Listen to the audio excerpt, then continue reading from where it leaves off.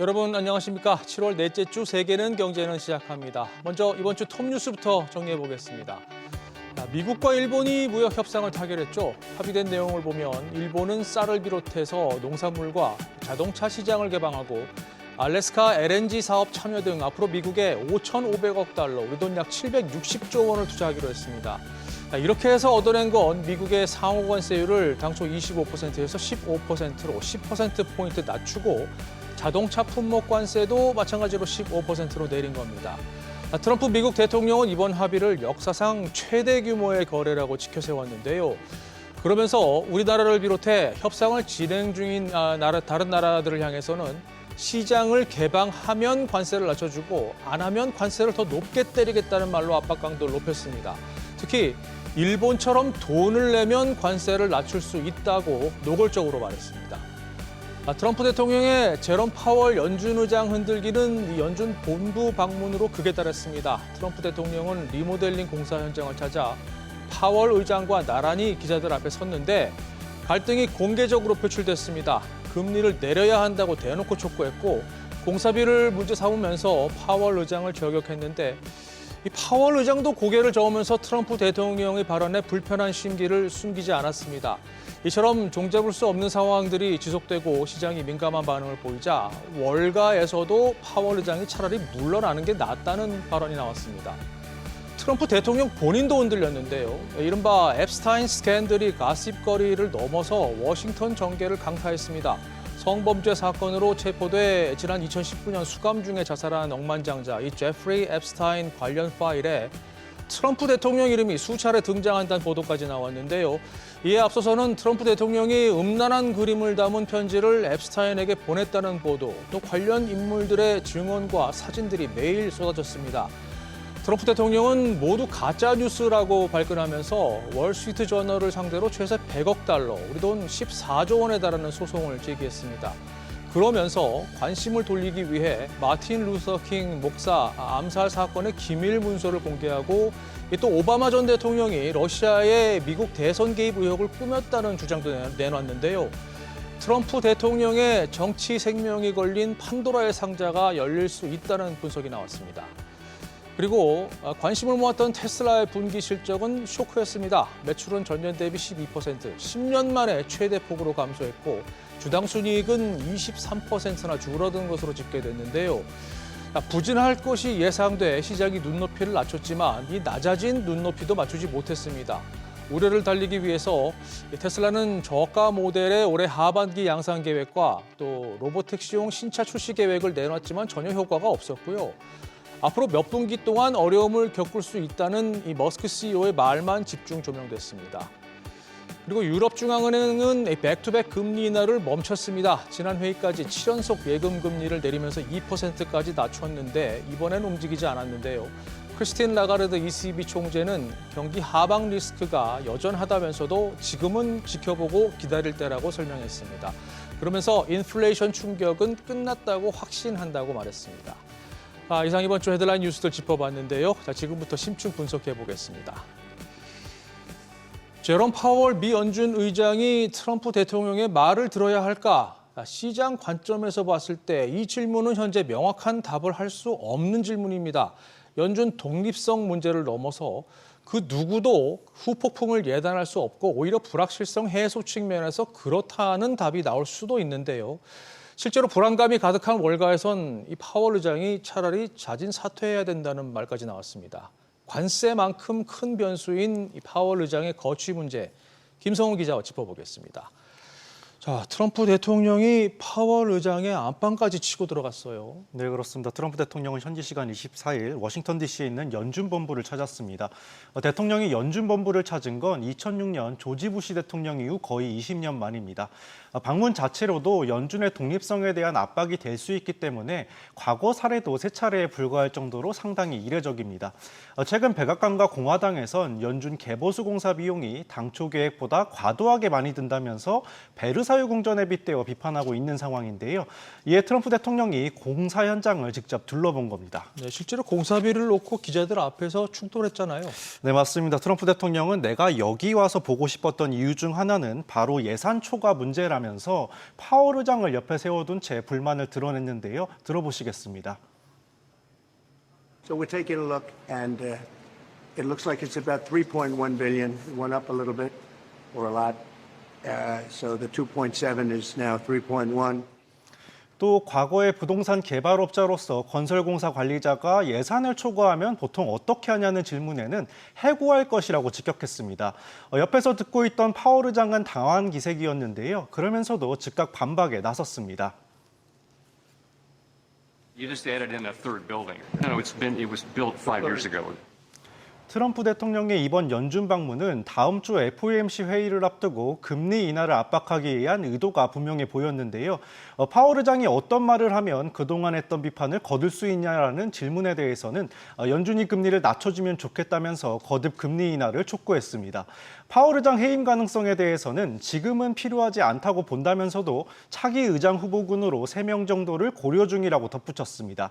앞서 트럼프 대통령은 파월 의장이 이를 잘못했다고 생각한다면서 8개월 후면 물러날 것이라고 말하기도 했습니다. 네, 파월 의장 거취와 관련해서 이렇게 불확실성이 지속되니까 월가에서도 그러면 파월 의장이 물러나는 게 맞는 거 아니야? 이런 발언들이 나오고 있어요. 네, 맞습니다. 채권 운용사의 핀코의 CEO였죠. 모하메드 엘 에리언 알리안츠 고문은 파월 의장의 목표가 연준 운영의 자율성을 수호하는 것이라면 사임해야 한다고 밝혔는데요. 사임이 최선책은 아니지만 연준의 독립성에 대한 위협이 증가하고 있는 지금 상황보다는 낫다고 주장했습니다.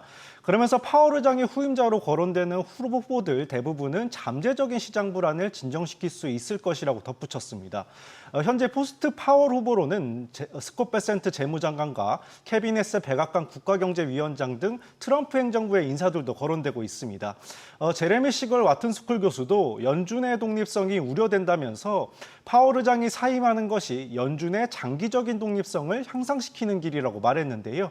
그러면서 만약 올 하반기에 미국 경제가 약할 경우 트럼프 대통령이 파월 의장이 금리를 빠르게 내리지 않은 것을 명분 삼아서 연준의 권한을 대통령에게 넘기라고 의회를 설득하는 상황이 올 수 있다고 우려를 나타내기도 했습니다. 네, 여기서 그치지 않고 월가에서는 이른바 파월 해지, 그러니까 해임 리스크를 줄이기 위한 투자 전략 권고까지 나오고 있는 상황이죠. 네, 맞습니다. 파월 의장이 조기에 사퇴하고 뒤를 잇는 후임 의장이 트럼프 대통령의 뜻대로 금리를 인하한다는 시나리오에 대비해야 한다는 건데요. 이로 인해 단기 국채 금리는 하락하겠지만 기대 인플레이션을 높여서 장기 국채 금리가 뛸 것이란 예상이 나옵니다. 따라서 2년 만기 단기채는 사고 10년 만기 이상은 팔라는 전략입니다. 도이체방크의 경우 파월 의장의 해임 시 30년 만기 미 국채 금리가 0.5%포인트 넘게 급등할 수 있다고 전망했습니다. JP모건도 연준의 독립성 약화는 관세 정책으로 이미 상승 압력을 받고 있는 인플레이션 전망에 상승 위험을 더할 가능성이 높다고 분석했는데요. 그러면서 국채 금리를 낮춰 적자인 재정 상황을 개선하려는 트럼프 행정부의 목표에 오히려 해가 될 수 있다고도 봤습니다. 과거 연준 의장을 지낸 제닛 옐런과 벤 버냉키는 뉴욕타임스 기고문을 통해서 트럼프 대통령이 연준의 금리 인하를 요구하고 이에 응하지 않으면 연준 의장을 해임하겠다고 위협하는 것은 장기적이고 심각한 경제적 피해를 초래할 위험이 있다고 비판하기도 했습니다. 그렇군요. 당장 다음 주에 FOMC 회의가 열리는데 일단 이번엔 금리를 유지할 가능성이 높죠? 네, 맞습니다. 시카고 상품거래소의 패드워치 툴에 따르면은 선물 시장에서 다음 주 FOMC 회의에서 기준금리가 유지될 것이란 전망이 97%로 압도적입니다. 하지만 관세 불확실성은 이어지고 있는데요. 미국의 주요 교역국 57개 중에 공식적으로 협상 타결 소식을 전한 곳은 아직 10곳이 안 되는 가운데 우리나라와 유럽연합 등의 협상은 아직 진행 중이고요. 트럼프 대통령은 협상에서 시장 개방에 동의하면 관세를 낮춰주겠지만 그렇지 않으면 훨씬 높은 관세를 매길 것이라며 최대 50%까지 관세를 부과할 수 있다고 압박을 이어가고 있습니다. 또 미국은 다음 달 1일까지로 예고한 협상 시한에 쫓기지 않고 최상의 결과를 얻을 때까지 협상을 이어간다는 방침이라 관세의 충격이 표면화되는 시점도 예측하기 어렵습니다. 미국은 중국과도 다음 주 스웨덴 스톡홀름에서 협상 마무리를 추진하는데 역시 상황을 끝까지 지켜봐야 합니다. 글로벌 자산운용사 컬럼비아 스레드 니들의 전문가는 최악의 시나리오는 연준이 독립성을 잃고 관세 인플레이션이 본격화되고 또 재정정책이 중간선거를 앞두고 더 악화되는 것이라고 지적했는데요. 그러면서 이 모든 일이 동시에 일어날 수도 있다고 경고하기도 했습니다. 경제진단부터 거치 문제까지 다음 주 파월 의장의 기자회견에 그 어느 때보다 관심이 쏠리는 이유입니다. 네, 알겠습니다. 김성훈 기자 잘 들었습니다. 자, 다음 이슈입니다. 테슬라가 방전됐습니다. 판매 부진 속에 실적은 쇼크, 인재는 이탈. 이 시장은 뭘 해도 의구심 가득한 시선을 보내는데 이거 어떻게 해야 할까요? 오죽하면 머스크 CEO가 다시 정치판으로 돌아갈 수 있다는 추측까지 나옵니다. 이 내용은 임선우 캐스터가 짚어보겠습니다. 자, 먼저 실적부터 다시 정리를 해보죠. 예상보다 더 나빴습니다. 네, 우려가 현실이 됐습니다. 매출은 225억 달러, 주당 순이익은 40센트로 모두 월가 예상치를 밑돌았는데 매출은 전년 동기 대비 12% 줄면서 두 분기 연속 감소했습니다. 특히 이번 감소폭은 10년 만에 가장 컸었는데요. 주당 순이익도 23%나 줄고 영업이익도 42%나 미끄러진 데다 차량 인도 대수도 1년 전보다 14% 감소한 38만 4천 대에 그치면서 갑갑한 시간을 보냈습니다. 실적 발표 이후 컨퍼런스 콜에선 그간 자신만만하기만 했던 머스크가 세액공제 폐지 등을 이유로 앞으로 몇 분기는 쉽지 않을 것이다. 당분간 테슬라가 더 힘든 시기를 보낼 것이라 말해 주가는 이튿날 8% 넘게 수직 낙하하기도 했습니다. 그렇군요. 왜 이런 성적이 나온 건가요? 우선 판매량이 뚝 떨어졌습니다.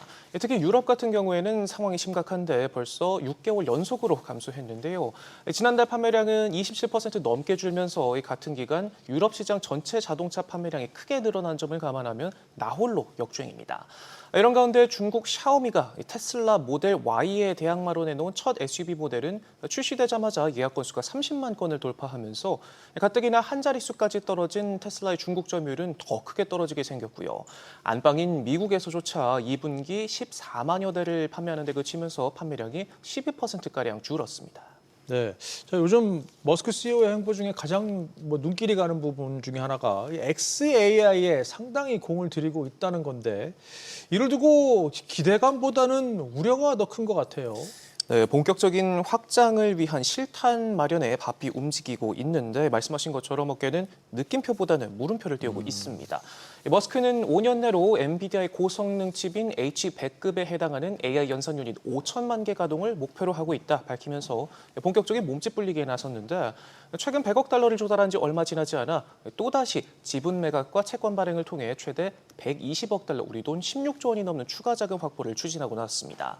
여기서 그치지 않고 테슬라의 XAI 투자 여부를 주주 투표에 붙일 것이란 계획을 밝히기도 했고 이에 앞서서는 스페이스X가 XAI에 20억 달러를 투자할 준비를 하고 있다는 보도가 나오기도 했는데 그만큼 AI 경쟁에 집중하겠다는 뜻이지만 일각에선 머스크의 돈줄이 마른 것 아니냐는 우려 섞인 반응과 함께 수익도 내지 못하는 XAI가 블랙홀처럼 자금만 빨아들이고 있다는 지적도 나옵니다. XAI의 올해 매출은 5억 달러, 손실은 무려 130억 달러로 예상되면서 돈 먹는 하마로 꼽히는데 머스크가 트럼프 대통령과 틀어지면서 자금 조달의 한계를 느끼고 매출 부진으로 힘겨워하는 테슬라와 XAI 등의 위기를 정면 돌파하기 위해서 기술 통합에 나선 것 아니냐는 해석도 나오고 있습니다. 그렇군요. 자, 이런 가운데 스페이스X가 이 머스크 CEO의 정치 복귀 가능성을 언급했는데 구체적으로 무슨 얘기입니까? 네, 최근 비상장 주식 공개 매입 제안서에서 이 머스크의 정치 활동 가능성을 위험 요소로 명시를 했는데 이 문서에는 머스크가 과거 트럼프 행정부에서 정부 효율부 관련 고문으로 활동했고 향후 유사한 직책을 다시 맡아 상당한 시간과 에너지를 쏟을 수 있다 적혀 있습니다. 이는 기존 제안서에는 없던 내용으로 사실상 머스크 리스크를 처음으로 공식화한 셈이고요. 이런 거버넌스 이슈는 테슬라 내에서도 감지되고 있습니다. 당장 핵심 경영진들이 줄줄이 자리를 떠나고 있는데 이번엔 15년간 테슬라에 몸담으며 북미 판매를 담당해온 트로이 존슨 부사장마저 짐을 쌌습니다. 불과 한 달 전 머스크의 해결사라고까지 불렸던 오미드 에프샤르도 이탈했고 북미 인사 책임자인 제나 펠루아를 비롯해서 휴머노이드 로봇 옵티머스 개발을 주도한 밀란 코박 부사장, 배터리 수석 엔지니어인 드류 바글리노 등도 줄줄이 퇴사했는데 이렇게 핵심 인사들이 줄줄이 회사를 떠나면서 경험도 없는 기술직 출신 임원인 라즈제가 나타내게 판매 책임자 역할을 떠맡길 만큼 후폭풍이 상당합니다. 그렇군요. 또 연례 주총 일정도 잡히긴 했는데 이것도 우여곡절이 많았다고요. 네, 맞습니다. 미루고 미루다 오는 11월 6일로 날짜를 잡았는데요. 막판까지 회의 일정은 물론이고 필수 제출 서류조차 내지 않다가 주주들의 등살에 떠밀려 가까스로 날짜를 내놨습니다. 하지만 이렇게 내놓은 일정도 법정 기한보다 넉 달이나 밀린 상황입니다. 테슬라 법인이 등록된 텍사스 주법에 따르면 연례 주총은 13개월마다 열려야 하는데 작년 6월에 열린 걸 감안하면 늦어도 7월까지로 잡았어야 하지만 이렇게 한참이나 밀리면서 지배구조 리스크가 수면 위로 떠오르고 있습니다. 정상적인 기업에서 통상적으로 이뤄지는 일정 설정조차 논란이 되면서 이 안팎그룹 회사의 방향성과 수장인 머스크에 대한 우려의 목소리가 커지고 있습니다. 그렇군요. 내부적으로 이렇게 문제가 많은데 시선을 바깥으로 돌려봐도 뭐 순탄치 않은 상황입니다. 특히 트럼프의 감세 법안이 문제잖아요. 네, 맞습니다. 이 세액 공제 그리고 규제 크레딧 2연타로 테슬라 이익에 비상이 걸렸는데요. 트럼프가 내세운 크고 아름다운 법안은 전기차에 대한 세액 공제만 폐지한 게 아니라 배출 기준에 충족하지 못하는 내연기관 차량에 대한 벌금도 점차 없애기로 했다는 점에 주목해야 합니다. 이에 따라서 내연기관 자동차 업체들이 테슬라 같은 이 전기차 회사에서 구매하던 규제 크레딧 거래가 급격히 줄어들 것으로 보이는데 판매 부진으로 규제 크레딧 수입이 주요 돈줄이 된 테슬라 입장에선 그야말로 악몽 같은 소식입니다. 윌리엄 블레어의 애널리스트들은 법안이 시행되면 테슬라의 규제 크레딧 수익이 올해 15억 달러로 40%나 쪼그라들 것으로 추산했는데 내년에는 5억 9,500만 달러로 또 이듬해에는 완전히 사라질 것으로 내다보기도 했습니다. 뭐 그래서 그런지 최근 서학개미들도 등을 돌리고 있는 것 같아요. 네, 국내 투자자들은 이달 들어서 테슬라 주식 약 5억 달러치를 팔아치웠는데 지난해부터 올 3월까지만 해도 순매수 1위 자리를 지켜왔지만 4월 2위로 내려앉은 뒤 5월부터 이달까지 순매도로 전환됐습니다. 테슬라 밸류체인 전반에 투자하는 ETF에서도 자금이 빠져나가고 있고요. 매도세가 커지는 가운데 테슬라를 기초자산으로 한 주가 연계증권 ELS마저 원금 손실이 현실화하면서 투자자들의 불안감이 고조되고 있습니다. 네, 머스크 CEO가 이번에도 위기를 돌파할 수 있을지 한번 지켜봐야 되겠군요. 임선욱 캐스터 잘 들었습니다. 자, 계속해서 이번 주 뉴스메이커들 만나보겠습니다. 고유미 캐스터 전해주시죠. 네, 8월 1일 마감 시한을 앞두고 도널드 트럼프 미국 대통령이 주요국들과의 무역 협상에 속도를 내고 있습니다.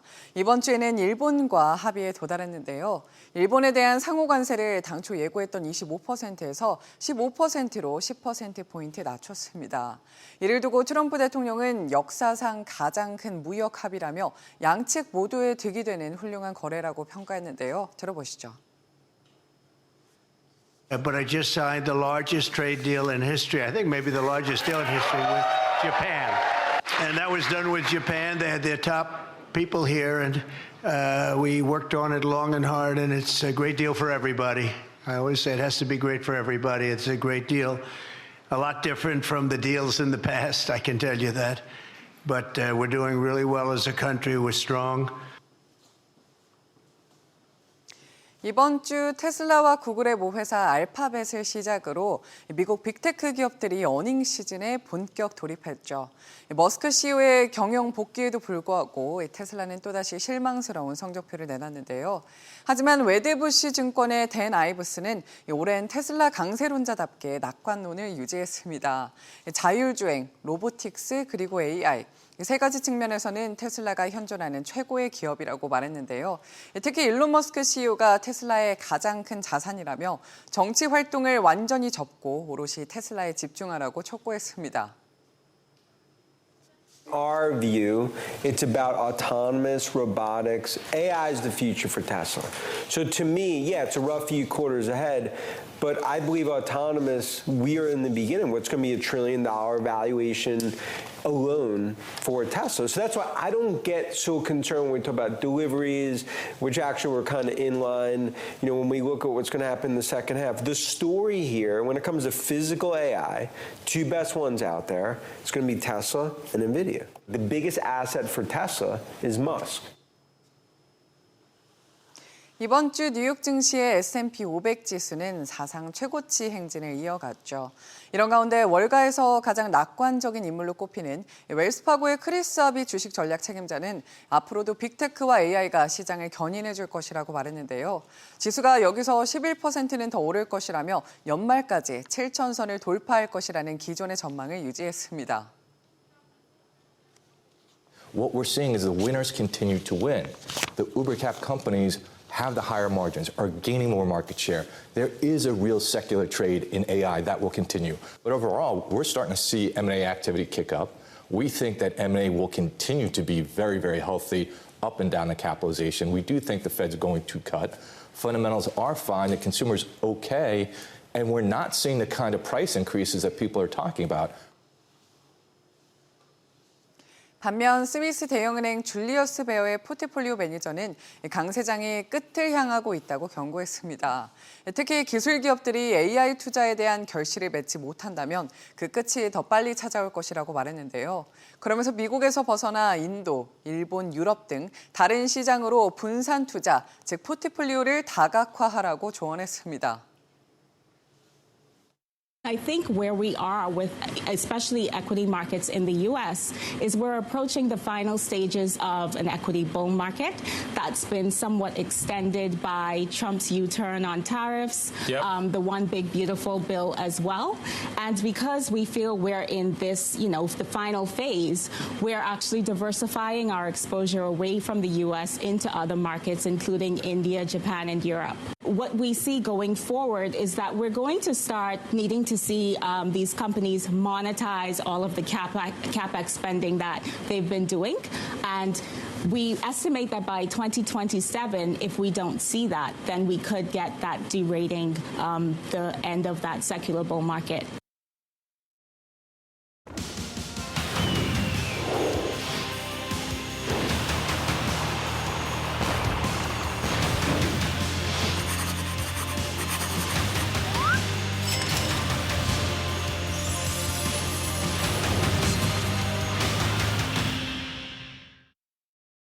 자, 계속해서 다음 주 주요 경제 일정도 확인하시죠.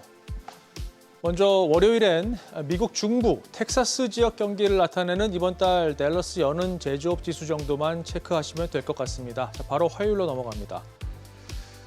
자, 화요일부터 일정 꽉 차 있습니다. 먼저 미국 연방준비제도가 FOMC 회의를 시작합니다. 기준금리 유지가 확실시되는데 이건 수요일 일정 보면서 다시 말씀드리겠습니다. 또 화요일부터는 미국 고용지표를 주목하셔야 하는데요. 먼저 미 노동부가 지난달 구인이직 보고서를 발표하는데 구인 건수가 관건입니다. 앞서 5월엔 예상치를 크게 웃돈 776만 9천 건으로 6개월 만에 최고치를 기록했죠. 컨퍼런스 보드가 발표하는 이번 달 소비자 신뢰 지수도 주목되는데 6월 수치가 좋지 못했기 때문입니다. 시장은 100을 예상했지만 93으로 나오면서 경기 둔화 우려가 커졌습니다. 또 기업 실적, 비자, 보잉, 그리고 AI 섹터에 영향을 줄 수 있는 네트워크 장비 업체 시스코가 대기 중입니다. 수요일 일정 보실까요?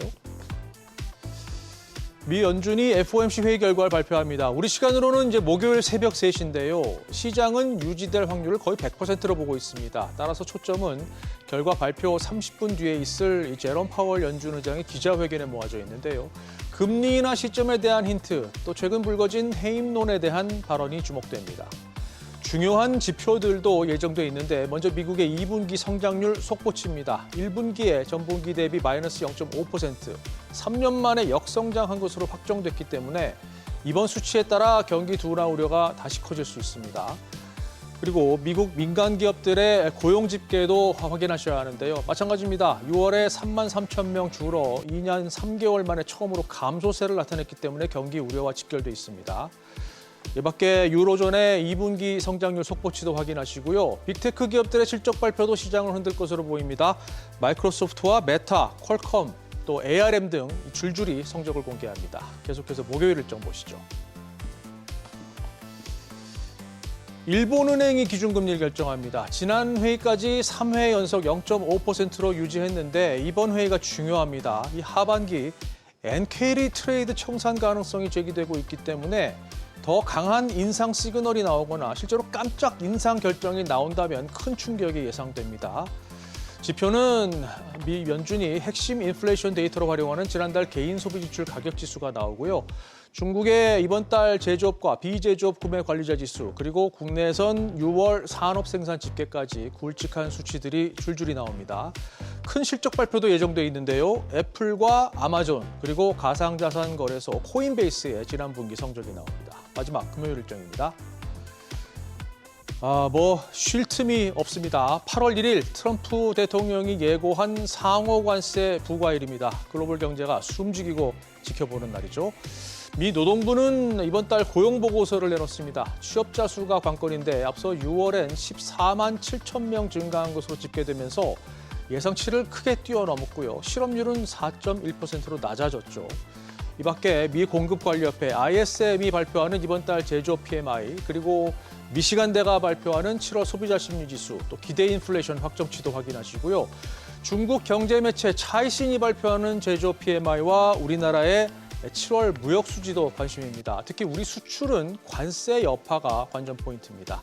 이상 다음 주 주요 경제 일정 짚어봤습니다.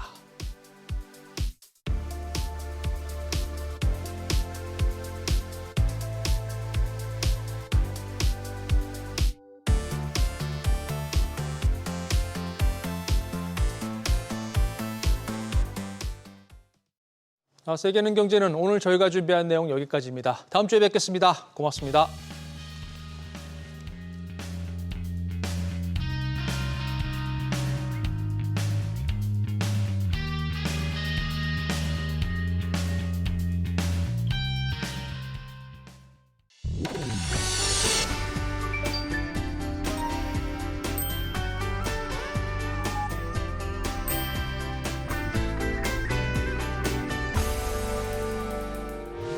의견 있는 경제 채널 SBS 비즈.